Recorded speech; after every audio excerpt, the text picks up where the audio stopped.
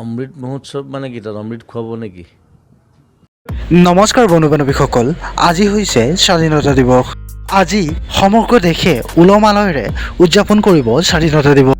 বন্ধু বান্ধৱীসকল, হয়তো আপোনালোকেও ঘৰে ঘৰে তিৰংগা উৰাইছে।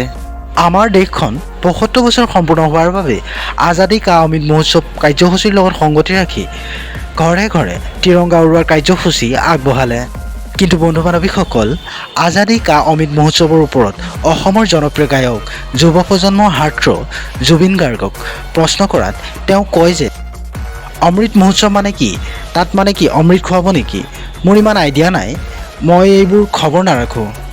আৰু কি ক'লে আজাদী কা অমৃত মহোৎসৱৰ ওপৰত, আহকচোন তেখেতৰ মুখেৰে শুনি লওঁ। অমৃত মহোৎসৱ মানে কি তাত অমৃত খুৱাব নেকি? মোৰ আইডিয়াজ নাই মানে কি মই খবৰ নাৰাখোঁ। আচলতে ব্ৰেইনৰ চেলটো এনেই অদৰকাৰী জেগাত খৰচ নকৰোঁ। কথাটো সেইটো, যদি ভাল বস্তু হয় হ'লে ভাল, একো নাই। যদি তাৰ পৰা আমাৰ ক্ষতি হয় নহ'লে ভাল, কথাটো সেইটো। অমৃত মহোৎসৱ মানে কি তাত অমৃত খুৱাব নেকি?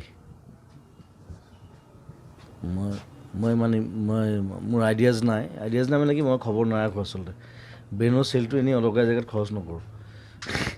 কথাটো সেইটো, যদি ভাল বস্তু হয় হ'লে ভাল, একো নাই। যদি তাৰ পৰা আমাৰ ক্ষতি হয় নহ'লে ভাল, কথাটো সেইটো।